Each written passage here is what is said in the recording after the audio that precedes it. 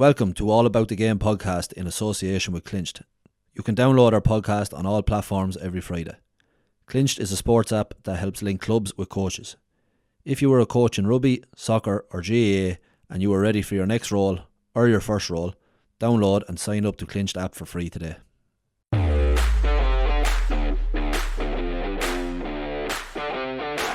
Leinster looking to counter here. Sean O'Brien, well, if there's one player who can take a hit from Courtney Lord and stand and see it off and bounce off. Raised thanks to the accurate free-taking of John Doyle. 2 points between the teams. Football is very, and maybe in that moment should have slipped out very to go. Like, they can have a conversation and say, I'm going to make that decision, but it ultimately comes down to them.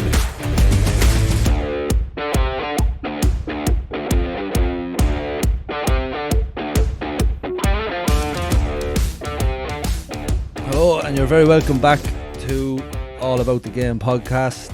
We're in week 11. I'm Podge, your host, and I'm joined by Johnny Dial this evening. Johnny, you're very welcome. Thanks, Podge. Another glorious evening here in South Kildare. Sun shining, the leaves in the trees are slowly blowing in the wind. It's a real picturesque part of the county. So glad to be here for week 11. Not so bad. Good stuff. Shawnee is busy with the farming, and hopefully, please God, we're joined by strength and conditioning coach next week, Paul Dively. Divo was to join us this week, but his childminder let him down, and all of a sudden he decided his kids were more important in this podcast, which was disappointing. Disappointing, yeah. You'd expect more from him. It's hard to get good committed lads these days. No, look, we'd be delighted if we can get Divo on in the next few weeks. A real, I suppose, strength and conditioning coach with it's gone so important in the game now, and we'll get an insight, I suppose, into things from his side and from a strength and conditioning coach side of things. But for this week, we'll kick on. A bit to talk about. I suppose one place to start is the GAA last week. Mayo and Cavan was the real, I suppose, surprise result of the weekend. Disappointing from Mayo's point of view. I'm sure they're where to go from here. Yeah, disappointing, and probably not that big a shock. All right, the bookies would tell you Mayo, and we all probably felt that Mayo could perform, get over the line, but not a huge shock either. I know Cavan would have been very disappointed to go out of Ulster against Tyrone. But yeah, they were the team. Paddy Lynch back as well is a big plus for them. And even though he couldn't be as sharp as he once was, but you'd imagine the graft is only going in one way with him. So lots of good performances for Cavan, and but yeah, it leaves Mayo and Kevin McStay in a lot of head scratching, and as you say, where to go from here. He's adamant that they can get something out of the year. They're definitely at the bottom of the mountain with a huge steep mountain ahead of them, and then you've lots of rumours of financially where they're at and what's going on behind the scenes. So and then you just look at the crowd as well. Like Mayo, especially down in Castlebar, the place is normally jammed to the rafters, and there was a lot of empty seats down there as well. So just probably shows where Mayo are at the moment. They would pride themselves, and at times you'd look at Mayo, with the crowds that travel for all the tough days they had to endure, albeit at most of them at the final hurdle or the second last hurdle. They were I don't know the stats off, but for over the last 20 years they were always thereabouts, semi-finals, finals, winning Connacht championships, and so they've a lot of work to do, and it's going to be a tough few weeks for them to get back going again. But all credit to Cavan and Raymond Galligan. He seems to be getting a good turn out of him. I suppose he would have played with a lot of those players. He went from being in the goals one year to managing the next year, which is it's a brave move on his behalf, because sometimes the familiarity and how do you go from one of the lads sitting at the back of the bus going to a match to driving the bus as such, and so it's a big win for him. But again, he's got to try back it up now, and that's going to be the challenge for them. Yeah, certainly. I suppose just on Twitter and different things, as you say, you see about their financial troubles or rumours anyways, and different things, and a lot of people on Max Day's back, and it's looking at Mayo the last few weeks, like you'd always kind of associate them with that intensity and manic play and fast, and that just seems to be gone out of their game, and almost like, you know, the players nearly aren't playing for Max Day, you know, and sometimes you'd wonder, and I know that's maybe you could be way off, you're looking from the outside, but you know, Max Day is top manager. Everyone's seen what he done in Roscommon before going to Mayo, but there just doesn't seem to be that bounce or liveliness, or, you know, that you associate with Mayo. Like even with the Galway game, like that was a game that was there to be won for them. Had the wind in their back, 20 minutes to go, back level. And they just look, obviously different things happened in the game. They got the black card, which was huge, but they just don't seem to have that energy that Mayo bring to games, and excitement and crowd behind them. I suppose you always associate, as you said, Mayo with, Jesus, the great crowds and following, but just doesn't seem to be there at the minute. No, there doesn't seem to be a spark, and that can come from a lot of reasons. Like I wouldn't know Kevin that well, but I've had a couple of times, and like, he's a really good guy. Like, you know, he's passionate about Mayo. He brings passion. You know, he's a passionate GA man, a passionate football man, and you know, but again, there's so many reasons why you can, and you know, sometimes the outside noise can drain on players as well. And you know, it's funny. I think I mentioned it last week, but like, you know, I listened to the interview with Jim McGuinness after the beat the Ulster final, and you know, the interviewer said from BBC, said, "Look, Jimmy's back winning matches," and he quickly said, "No. I want to refute that straight away. This is about the players. This has always been about the players. We'll guide them, we'll give them a little bit of direction, but they have to play the game, and they have the freedom to play it." And I certainly would be on that train of thought as well. Like, you know, and sometimes you have to refocus and say, right, what are we actually doing here? Like, what individually, you know, you talk about the things that's in your control, and it's not as simplistic as this, but like, you can bring energy. Every time you go to the field, you can bring energy. You can decide to come through, and this is a mundane, and you know, drop the head and drag the bag in that you don't want to be there, or you can put a pep in your step, crack a joke. Come on, let's just make sure this is the best session we've had all year. You know, that's on the players to drive that. Now, certainly the management have a role to play in that, but if it's not coming from the players, you know, it's not coming. And I certainly think maybe that's something that's needed from Mayo, to just, you know, circle the wagons here and say, listen, let's make sure from here on, and we can learn from the last day, but let's bring the things that's important. What do people associate with Mayo? And you mentioned it there, that energy, the support behind them, you know, the way they play, they're in this fast attacking play, lovely, you know, they kick the ball when it's on, they run it through the hands when it's on, and they bring that huge energy that is lacking. That's on players, you know. And I think that would be the starting point for me, is to say, listen, let's make sure from here on in we at least bring that, and when we step off the field, let's not be worrying, or let's not have people saying, you know what, they were a bit lethargic today, or they didn't, you know. Any team can win it any day, you know, and maybe there's just sometimes teams are better than you, and that's fair enough. But to step off and say, look, we gave it every ounce we had, you know, we played the style of football that we know as best suits us, we stuck to our game plan, whatever that is, and we were second. And there's a lot admirable in that, because, you know, whoever wins the All-Ireland, everyone else will be second, and that's just the way it is, like. Yeah, and I suppose it's a funny one. It is a difficult situation where maybe, you know, I'm sure every player is going, we need to improve, whatever, but looking at Jimmy McGuinness and Donegal as an example, like Donegal, obviously, you know, if players have come back and they've rejuvenated, where previous years before Jimmy, they were miles off it. And it's like, you know, they wanted McGuinness back, he came back, he's getting a kick off them, but you just know that they are going, you know, everything for him. And I'm sure there was lads playing for Donegal, and it's not, you know, it's not all for Jimmy McGuinness to want to play for Donegal, but managers do seem, you know, it's very hard maybe in a situation where a manager is maybe players starting to question different things, you know, it can seep through the dressing room. I think a lot of it, Podge, is though, like when Jimmy, you take you take managers that come in. You look at Mickey Hart. You know, he's when he comes in somewhere, normally the graph goes up.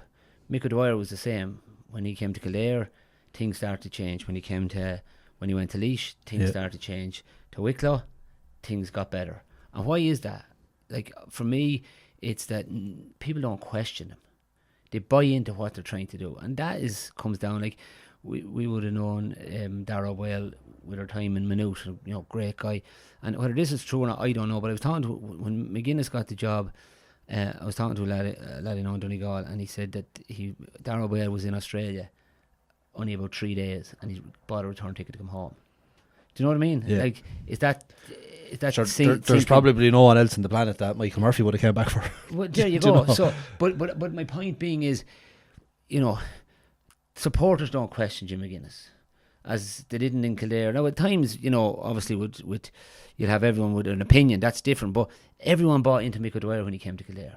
It was, players didn't question him. You wanted to play, put your best side in and come in and play and do your best. You didn't want to play. You didn't want to train hard. There's the game. And then you had a group of lads that bought into what the manager was trying to do. So that's such a strong thing, where a new manager comes in, he doesn't have that credibility built up. It takes time to do that. And, you know, you can be a genius, and McGeaney often talked about it. You know, you can be a genius. We put Pádraig Fogarty on today and he kicks 3 points. Oh, what a move by Kieran McGeaney. Brilliant move, Jane. Put him on tomorrow and it doesn't work for him. Now, is Kieran McGeaney an idiot, or is the manager an idiot? And that's what we're judged on. Yeah. So I think when a player like that has been, or a manager that has been successful, has been at the top, won things, players' attitude changes.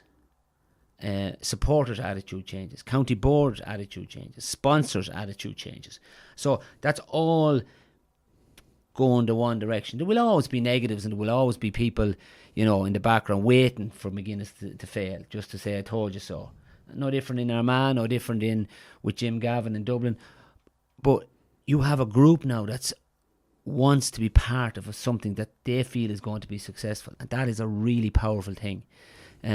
Like, we hear of players going to Australia all the time, inter-county players, which is fine. But there's not too many arrived a week and then decided, you know what, something good happening at home, I'm getting on the plane to go home.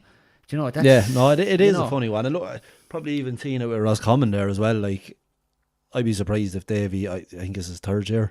I don't think he'll stay at 4th. I think he's done really well. And a lot of the talk down early on was Davy was probably more a defensive coach, and Roscommon liked the attack and flow. But it was okay when they were winning, and fans get behind them. But now things aren't going so well. The fans are against them. Again, doesn't seem to be getting that kick out of, you know, his bigger players. Like Enda Smith hasn't been as influential for them. I'm sure they're trying everything to try, but they just don't seem to. They don't seem like they're. In other years, you would have said Roscommon are going to have effect in this championship. Maybe they're not going to win it, but you know, Armagh bet them along the way, and they put up a good fight where, you know, Kerry went out, and once they got on top, it was just like Roscommon folded. But and then you see, sometimes what can happen is a team can get a bit stale under a manager, and not that, like, I'm sure Davy has changes. Obviously, with his background, team has changed since he first came in, but he's trying to freshen things up and get, because if it becomes mundane, then players get a bit negative and stuff like that, and it can be, you know, it can be a bit lethargic, and that's the challenge for managers, is to energise the group again, and that can be really tricky. And then when you have a big group, depending on the characters within the group, you know, if you've strong leaders within the group that are driving the manager's message, even though they might in the background be having, you know, listen, don't think that's working, I don't think this works, and have a good working relationship. But once they step onto the field, they're driving home what management is trying to say. That's a hugely powerful thing. And then they've built up credibility where they can say, listen, you're only on the panel, you have to serve your time, keep working hard, don't be going bitching about it, get your game face on and get in here. And they drive the standards within the team. Like, you know, if you have leaders, like, I mean, like the dressing room I went into with Kildare, you know, you had Glenn Ryan, you had William McCreary, you had Martin Lynch. These guys just, you know, you just get out and you played football. and you didn't question it, and you just put your head down and you worked hard to try and make the team, and because you had such belief in the people that were around you. So all that thrown in, there's so many factors. It that does, can it affect does. it. And like, look, when I first came into the dressing room with Geezer, it was my first call up to Kildare, and sure, it was yourself, Dermot Early, Rowley, and like, as you say, if maybe I was hearing one of whispers of you kind of going against them, it feeds right down, and then all of a sudden maybe I'm saying, yeah, what's he at, or what? Yeah. Whereas you say, once you see them few senior lads pushing, driving it makes you believe, especially the younger players. But look, they're not Mayo or Roscommon, they're not out of a championship, they're going to be working hard to get back into it, but it's an uphill battle for them. Will anyone fancy playing Mayo? They're still always capable of that. But like Podge, this time last week we were talking about Dublin. You know, the first time in 15 years the lost Leinster, the whole world telling us about Dublin. They're, you know, no James McCarthy, no Caffrey, no, you know. Yeah, all they've these lost big players all over the huge pitch. Yeah. big players, and yet 6 or 7 days later, you know, to go down to Salt Hill, All Ireland probably favourites Galway, and made them look, you know, ordinary enough. Big bounce was big Huge win for bounce. Dublin. Yeah, Huge. So that, like, the one thing about Mayo is you just never know. Yeah, you never know with Mayo. They come back and get a big bounce in 2 weeks' time again, and you know, all of a sudden everything's great again, and that's how fickle it is, you know. And I think that's the thing for players, is to say, listen, yeah, of course we learned from the last day, and there's, you know, they'll analyse things they didn't, but you can analyse tactics, and you can, you know, systems of play, and, you know, all this sort of stuff. But if you don't bring that energy, that hunger, that work rate, the rest is out the window. Yeah. You know, and I think that's where people, you know, struggle a little bit.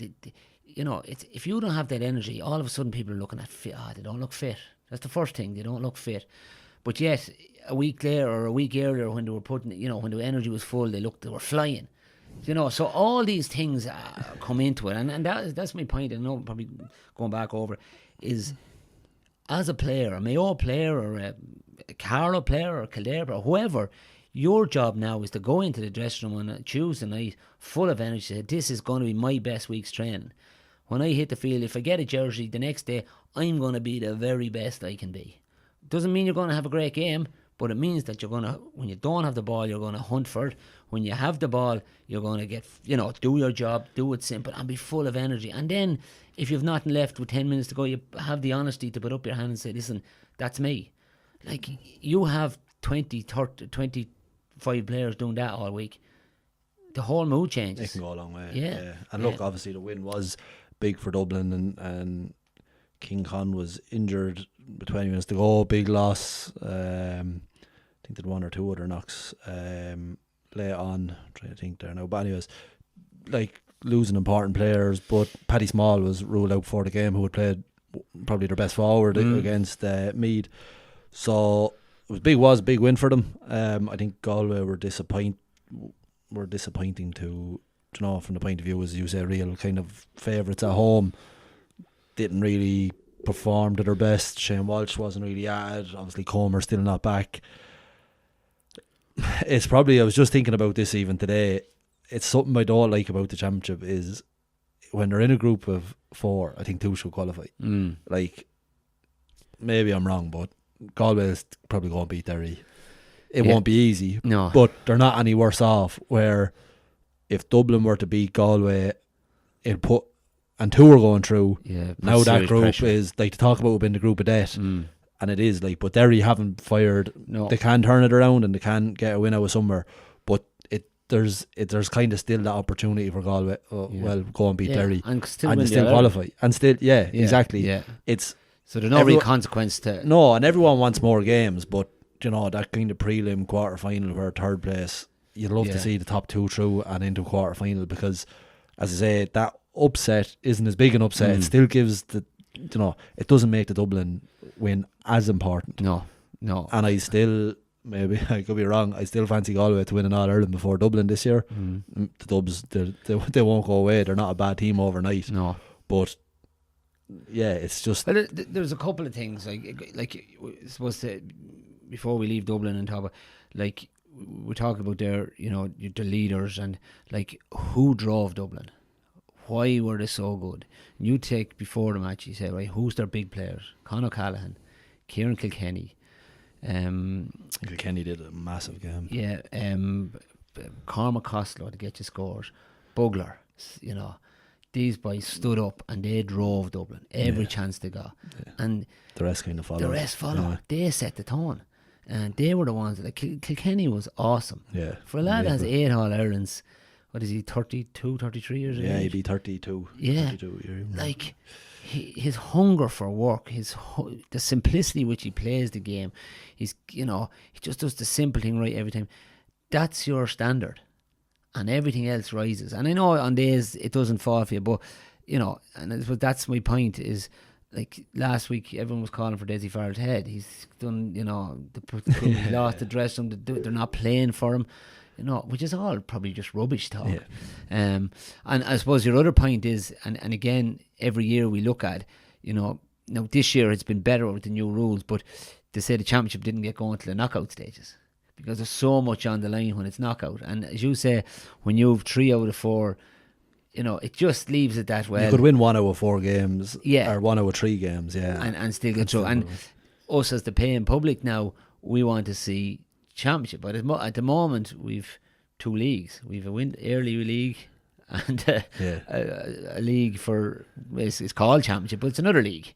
And while I don't think anyone wants to go back to the days when you're betting the first round, you can you're gone in Mayo or whatever.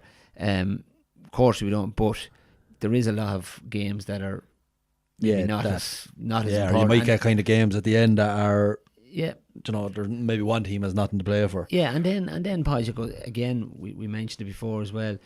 I think you're going to see the crowds drop a little bit in the early rounds because the expense of going to a match for a family now. Yeah. So when you say, well, I'll wait till the last one, see how they're going, and then I'll buy a ticket. I don't, Yeah. So there's a bit of that in it as well with so many games ticking fast, and there's only, end of the month is coming and there's only so much extra cash flowing around there to go. Yeah. But if you have a couple of kids and, you have 35 quid a ticket or whatever, 30 quid a ticket, and then if you have to go drive to Sligo and get a bit of grub, and all of a sudden you have very little change of 200 quid.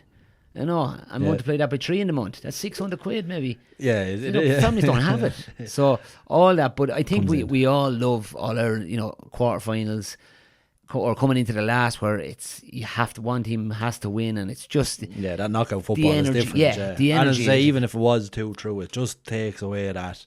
Like, it's a massive loss for Galway. Yeah. It's a huge win for Dublin. It's still a big win for Dublin. Yeah, but. Like, Galway will be thinking, well, if they can't get over Derry, they don't deserve to be still in it. Where, absolutely, as opposed to winning your 2 games. Yeah. Obviously, with the app, we've started off in GAA and we've been moving into rugby, and we're looking to move into soccer in both Ireland and the UK. So we've taken a bit more of it. Well, I always have an interest in soccer, but and yourself follow it from the outside, Johnny. But I think. We speak about getting managers and for clubs and setting them up, trying to make that route easier for them. There was a Europa League game last night, and Man United and Spurs, and I think a lot of people in Ireland would have been interested. Obviously Man United supporters, but it was a game that was really based around both managers. Ange Postecoglou, who I'm going to call Big Ange for the rest of this, because I will as well. So I'm going to do it. And Ruben Almiron, who's the new Man United manager. And it was really interesting in the lead up to the game. Both teams with a really poor league season.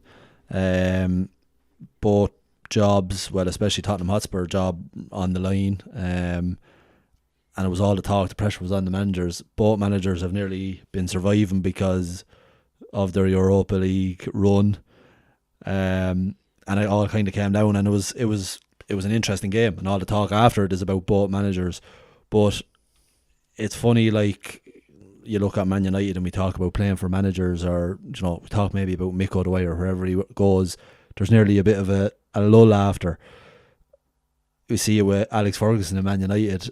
It's unbelievable, all the good managers that have come through Man United since. Like David Moyes. It's a long lull, isn't it? It's a long lull. It is, but like David Moyes took over. You had Jose Mourinho there, Erik Ten Hag, and it seems such a pressure job. Obviously, Almiron is there now. It looks like maybe a lot of other managers in his job might have lost his job now. He seems to kind of have played the card that things are going to get worse before they get better, and it might buy him a bit more time. But it's really interesting to see that kind of, maybe the importance of a manager, but money wise, like it's gone from a really, really bad season for Spurs to winning the Europa League, on first cup trophy in 17 years. Forget about the league, who cares? Manchester United 16th in the league, win the Europa League during the Champions League. It's worth 100 million. So what? We finished 16th in the league. We qualified for the Champions League too, beaten 1-0. No Europe next year. Not going to attract players, and the manager been under serious pressure. It's interesting. It's just the demise of Man United, and we'll speak about kind of everything going on in the back, because we talked about Mayo, how it gets in on players. It was certainly interesting from that point of view. Yeah, well, look at it. It's again, you're looking at, I suppose, the culture, and where you might compare what's happening in Gaelic games, where you have a manager over a group of players trying to get the best out of them, and it's something similar, even though it's just a different sport. But I suppose the culture is very much different. And you mentioned some of the managers, but I think there's been, between interns and obviously permanent managers, and I think there's been 9, if not 10, different managers since Ferguson. Yeah. So there's David Moyes, Ryan Giggs, Louis van Gaal, Jose Mourinho, Ole Gunnar Solskjaer, Michael Carrick, Ralph Ragnick, Erik Ten Hag, and this is Ruben Amorim is the 9th. Now obviously 1 or 2 are interns. Yeah. After Ferguson been there for so long. Yeah. So you'd wonder, do they sit down and around and say, well, if we keep just changing the manager, is that the problem? Would Ferguson have lasted in today's present? He took over in 86, and just to put on record, I was a Man United nut when I was younger. I don't follow the soccer as much as I used to, but if someone asks me who do I support, I do say United, but I say I don't, not near as much as I used to. So, but I remember the time Ferguson did take over, and I think it was that FA Cup. He took over in 86, so it took him 4 years to win the FA Cup. And again, I remember we went to play a mini sevens competition up in Longford with the school. I can remember clearly this, when they played Crystal Palace in that final. It was 3-3 on the Saturday, and then on the Wednesday night, Lee Martin scored a winner, and that's Ferguson safe. And then the next year they went on and won the Cup Winners' Cup. But would Ferguson get that time now? 4 years without a cup, and but he was on the record of saying that the culture of United needs to change. There was that drinking culture, and while there was lads played hard, and you some great play. Obviously you the Irish boys, you Kevin Moran, McGrath, Stapleton. Obviously Paul McGrath's lifestyle was well documented.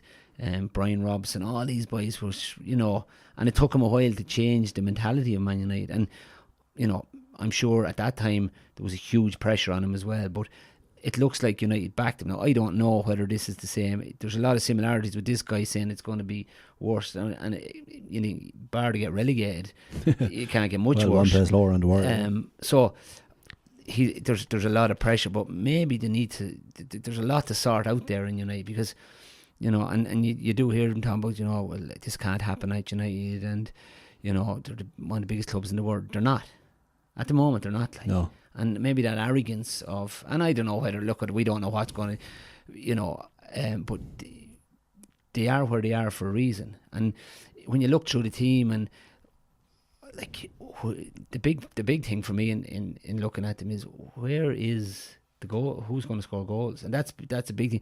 But again, back to the same thing we talked about Mayo, and I'm sure there's soccer people scratching their heads saying, what is this going on about? But their energy, their hunger, when they lose the ball, to get the ball back, to work hard, maybe there's, and maybe it happens a lot, and it's probably some of the reason they don't follow the soccer as much as they used to, was there's don't tackle me sort of thing. The ball is gone, and next thing they're rolling on, pointing at the crowd, pointing at the fourth official, the linesman, and get up and get the ball back. These are professional players getting, hundreds of thousands. Like, if you know, but it is. it's But you just speak mad. about culture, like say an example, if Rashford and Anthony had gone on loan, and it's like Anthony was so bad with Man United, so bad, and he goes on loan with Real Betis, and all of a sudden they bought him for 100 million. He looks like a 5 million player for Man United. He goes back goes on Betis the loan, and all of a sudden he looks like a 100 million player again. But like, talk about cultures, or maybe it's the pressure of grand Man United, are they the biggest team in the world? But there is that kind of that they should be. It just seems really deflated. Everything, the new owner in the club's fired loads of the staff that were there over a long period of time. Probably, I think someone said Casemiro's wages for 1 year would pay all the wages of that 30 staff maybe that are from Manchester. That seems to kind of a fallout from the fans. Loads of issues. And also, they have a manager who doesn't want to change formation, and it's an interesting one. He came in that he plays a 3-4-3 formation, and he's kind of complained since the start that he doesn't have the players to play that formation, and they're not kind of adjusting to it.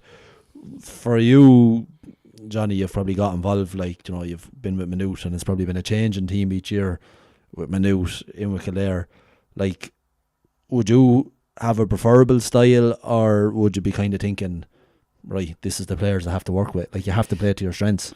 Yeah, you do. You have to play to your strengths, and while I wouldn't have huge experience of management, you have to look at the game and what way the game is played, and how can we play it to the best of our ability. And like in certainly there's pressure within it. You're trying to say, right, who can do a job in a position maybe that's going to advantage. So, you look back when Kieran Donnelly came to Kerry, they adapted their game. Now they normally a kick and style, but they would have changed maybe a little bit again, put a target man, and you had the likes of Declan O'Sullivan flying off and the Gooch flying off, and all of a sudden then they found probably a little bit of a new identity, and that can be tricky. But certainly, the game now is all about how we're going to attack. Can we get a fast attack? Can we get when it does slow down and you're sort of going around the D, as we see a lot of teams doing? Have we the patience to keep the ball? Can we get runners off the shoulder? Can we get depth? Can we get and all that? And there's so many different things that come into play. But I think from you gotta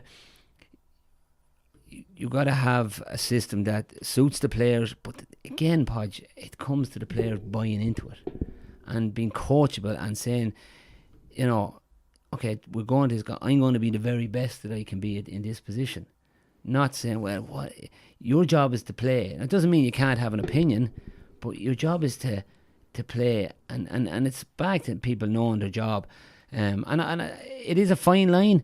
You do have to play. You do have to try play to the best to the players around you, but you do have to have a group of players that are really, really bought into what you're trying to do, and that can be the biggest part. And like, and I understand there's pressure at different, you can see sometimes a team go out and play in a Talton Cup maybe, and they look, geez, they're attacking play, why didn't they do that in the All-Ireland? They can look at different because there's probably less pressure, and the mindset changes. We probably should win, so let's go and win it. Where you're going maybe in, maybe to play a team in Division 1, the pressure. Yeah, more conservative or afraid of making a mistake. And because you're getting 50 million a year, that pressure's still there. Do you know what I mean? And I know the professionals should be able to do it, but to me, it's about players saying, what am I good at? What can I bring every day? Regardless of what else happens, can I, how, to me, a player going from looking like a 5 million player to a 100 million player, and I do know maybe he has better players around him, maybe he's enjoying his football a bit more, all them things, but it's always about you, what you can bring. And certainly that's the thing that I would find for any style of management. you know, and there is different styles. Like, obviously, the Ferguson was known for his hairdryer treatment, and a lot of you look about any successful managers, even in our own game, were probably the most ruthless. Like, you don't even have to listen to some of the Kilkenny lads that would have played under Cody. Completely ruthless. He seemed to look at a player, is he going to help me win? If he's not, he's not. Gone. Wouldn't even give him the time of day. Now, that's probably alien to some people, because you're trying to be. Miko was a little bit the same. But if you weren't performing, that was it. That was it. And it was even interesting. There was one interview done with Garnacho last night, and he was, after playing most games up to the final, and he only got 20 minutes last night, and interviewed after the game. He said, don't really know what the manager's thoughts were. I've played every game up to now, and then he only plays me 20 minutes, so I'll see what I'm doing after summer. But if that was Ferguson over them, gone. But he wouldn't say it in the first place. Yeah, you wouldn't say it in the first place. Whatever conversation you had going up to the manager on a Monday morning, have that conversation. There has to be that smells of how great am I like. Yeah. Zero humility. No. And you look at any sport or any sports person, humility is such a big. It doesn't mean we can't have an argument or a debate, but I've enough respect to say I'm not doing this in public. But it was a poor me effort. Yeah. Do you know? And you can have and that's probably where Ferguson was brilliant at managing those. Like, it's well documented. Cantona, he gave him a bit more leeway than maybe, you know, Ali Sharp at the time. But they both needed managing different. But he was still able to do it. And you have to be united. Like, it's just, it's getting definitely there's lots of issues there, and you know, I suppose it's easy, as you say, keep chopping and changing the manager, but at some stage it probably comes to a point that, hold on, is there other issues here? Yeah, and all, like, if you go back down through all those managers, all very reputable. Like, Mourinho was a very successful manager wherever you go, and they couldn't wait to get rid of him. Yeah. You know, I know he brings a different style. It's all, he likes the media and the circus and all that, but that's his style of management.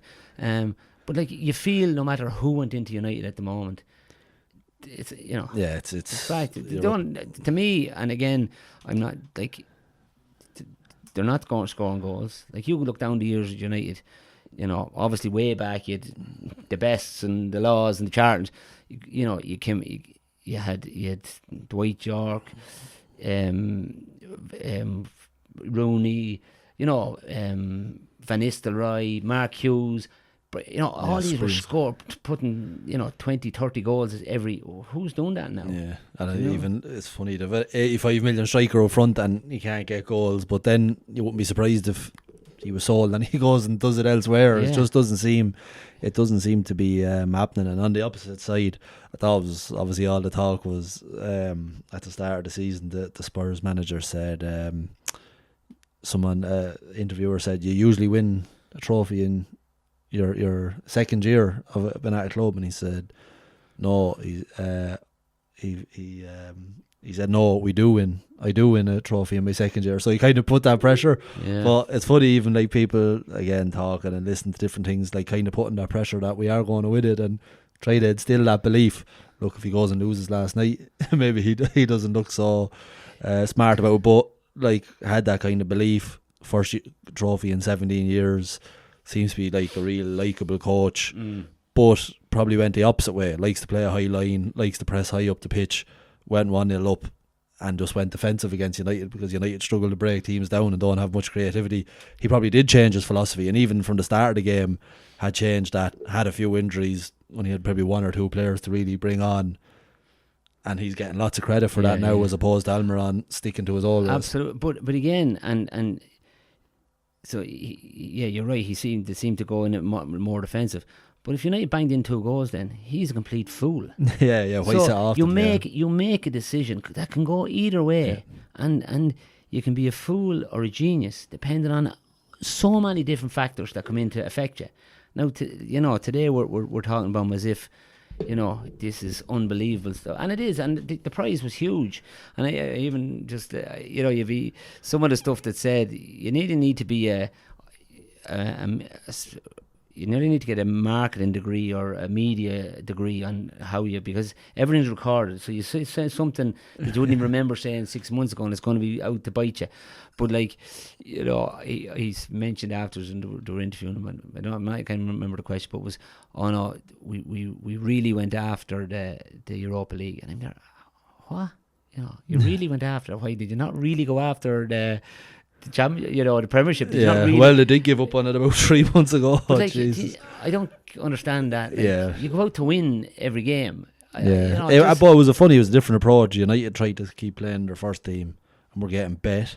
He was more saving players. But again, it depends on who wins the game. That looks like the better way of doing it. Just on one interesting thing in the game, and was the battle between Romero and Harry Maguire. And Romero Maguire's head seemed gone in the last 5-10 minutes. Whatever he was saying to him, he had him driven nuts. And I seen after the game, Romero going up to shake hands with him, and Maguire wouldn't shake his hand and half went after him. Obviously, inside forward there, top inside forward for a few years, you're getting that kind of treatment probably of man marking. Would you have came across that ever where that real bad, I'm sure you did, but to a real bad extent where you actually don't want to shake a lad's hand after a game, or that he'd actually, because it can get personal and it can be pretty bad? Yeah, listen, there would be a lot of verbals in the game, and I'd be telling you lies, Podge, if I didn't give as good as I got at times. I'd like to think, actually I'd be very adamant that I never was one to start at it, but if it came at you, you gave it back. And certainly you had to, especially for, look, if yourself trying to play at that level, and I was obviously, my physique, I'd say people were coming up to me and saying, listen, I'll sort this lad out now, so you had to be able to, look after yourself wasn't the word, but you couldn't take a step back anyway, because it was game over.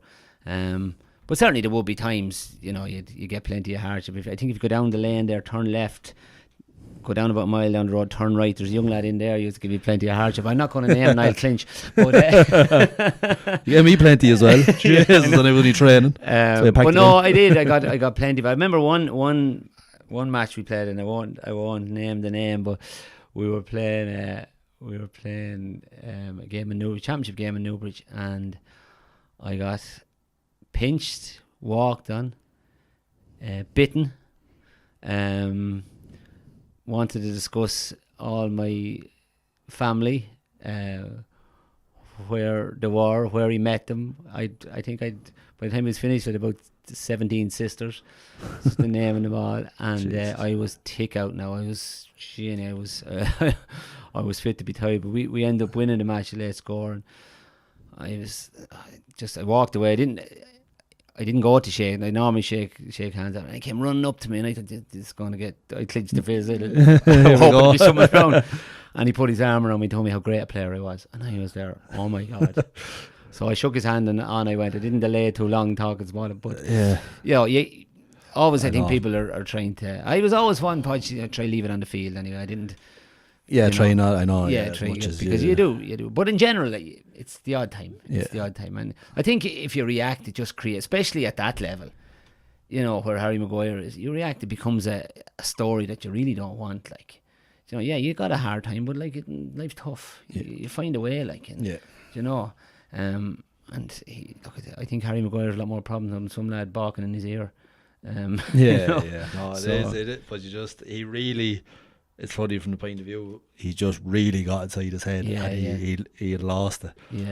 But again, you're looking at a professional international, English international. He shouldn't be getting inside his head. You have to. Yeah, no, definitely not. There's only one way to sort that out, and you'd or maybe you wouldn't expect more from Harry Maguire. I don't know. People out there would say that you wouldn't expect too much from him. Point of view. Yeah, exactly. I was always lucky enough. It was called Chubby once or twice. I don't know where they got that over, but anyways, didn't let it affect me. You were too busy kicking pints, Podge. Yeah, I was too busy drinking pints. Looking forward to this weekend's GA action. Podge, I just wonder, before we go on to GA, I was sort of mentioned off air, we're talking about the soccer. I saw the best thing ever at the weekend. The twins at home have decided they're playing a bit of soccer now, and which is great for them, because it's a new sport, and they're learning different skills. They're nearly afraid to say to me that they prefer the soccer. When I ask them which they prefer, they're saying the Gaelic at the moment anyway. So, but they might be just trying to keep Daddy happy because he'd stop for ice cream on the way home from training. But anyway, so they were playing down in Allenwood on Saturday. And there was a game going. I was watching the game. It was a good game, and then there was another group coming in after. I think they were under 12s or under 13s, and Allenwood were playing Rathangan. And there was a small pitch beside the pitch that they were, and there was a couple of Allenwood that's tapping the ball around, and then a couple of Rathangan lads came and they joined in, and all of a sudden I looked around behind me and there was a 9-a-side game going on, and there was lads thumping each other. There was obviously no referee, nobody coaching from the sideline, and the laughing and the shouting, and it was just, I actually turned around and watched them more so than the match again that was going on. And it was like the old soccer on the green. And then after the match they were getting on, and I watched about 5 minutes of the other match, and everything went so sterile. And I was just thinking to myself, which would you prefer to be involved in? Do you know what I mean? They were having almost such loses fun. that play off the cuff kind of. Play off the cuff, and like you're going in those games when and we've all played them in the garden at home or whatever. You go down, you go down to there's a game of soccer going on the green. That's where you learn. You have there's nobody to say that's a free, don't do that today. You just got up, and if you're going to get battered, you have to batter back. And I just thought, yeah, brilliant. Do we miss that now more? No positions, just positions. in. Go after the ball, find a way, and what a better way to learn. Yeah. And I said we would have done it, and I suppose it goes back to maybe now, like everything's a play day, dropping down for a couple of hours. Where I know when we were young, you'd cycle. The local village to me was in Kilmeig, and you'd cycle down about a quarter of a mile down the road, and every evening there'd be a game of soccer going on the field, and I was 10 or 11, I was playing against lads 17 or 18, and you'd be battered and bruised, but you learn. You have to toughen up. Toughened up. Do you know what I mean? Yeah. But I thought it was brilliant. It is, and watch. You do that is. It was the purest form of sport. Yeah, it was brilliant. It was brilliant. You said lads learn that, and that toughness. It goes out with lads nearly. Or sometimes you might see young lads training, and they might, and if they're training on a Tuesday and Friday, they won't see a ball between Tuesday and Friday. Where it's the lads, and you see it in young lads, they'll fall behind as opposed to a lad that's constantly out kicking. He might have 20 hours training compared to a lad that's done 2 that week. And the other side of it is when you're playing in a game like that, and a slide tackle comes in, or someone hops off you.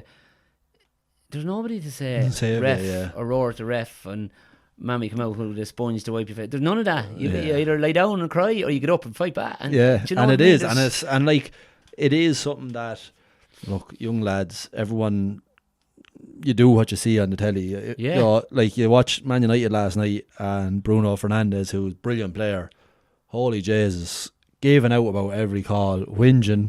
Moaning. And there's lots of young lads watching that, and they're nearly thinking, as opposed to maybe it's no harm, that kind of you get a thump, get on. I know. You're nearly too nervous to say it should have been free. And and you see lots, especially you're beaten. The referee this, and don't get me wrong, I was well able to give out a ref.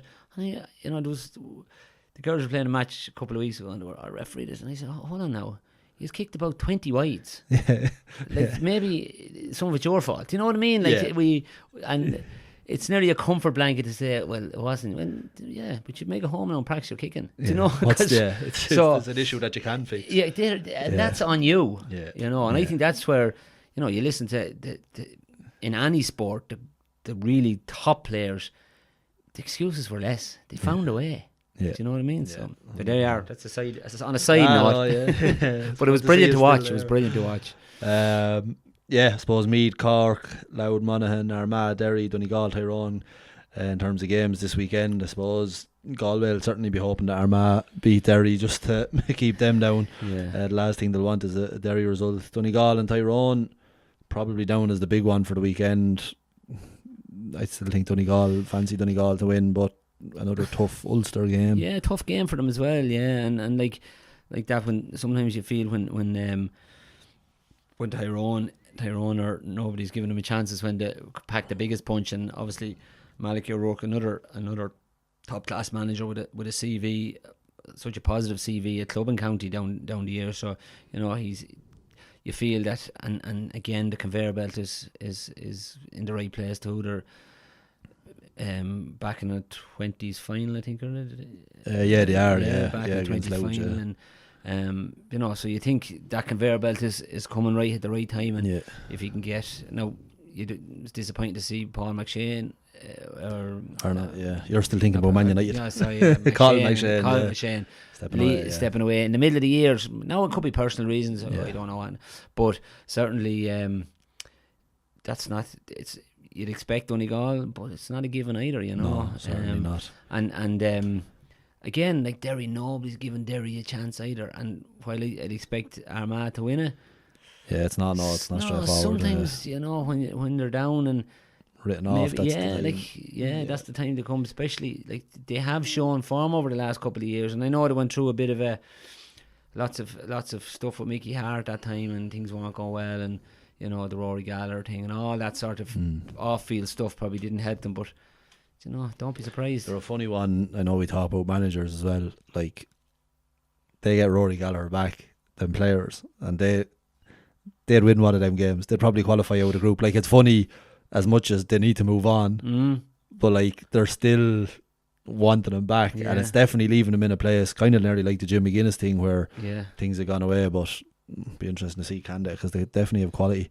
And I suppose great to see a game in Cedral Connah's Park, Louth and Monaghan, and it'll be interesting to see like Monaghan, you know, good league, probably a little bit disappointed to get knocked out, but wasn't it a kind of bit of controversy at the end with the ball going out over the line.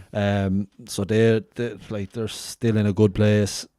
Tough one for Louth, but obviously on the back of a big high. It'll be a good game, and it's great to have it in Newbridge. I think it will be a good game. I think it'll be probably I think it'll be a close game, and it depends on what hangover Louth. Like I hope Louth enjoyed the few days, because as we all know, we don't know too much about, but when you do, you have to, because we played a game, you have to have. Now you don't have as much time maybe as they would have liked, but certainly you saw the celebrations going back to Dundalk and Drogheda and the crowds, and that's, you have to do that.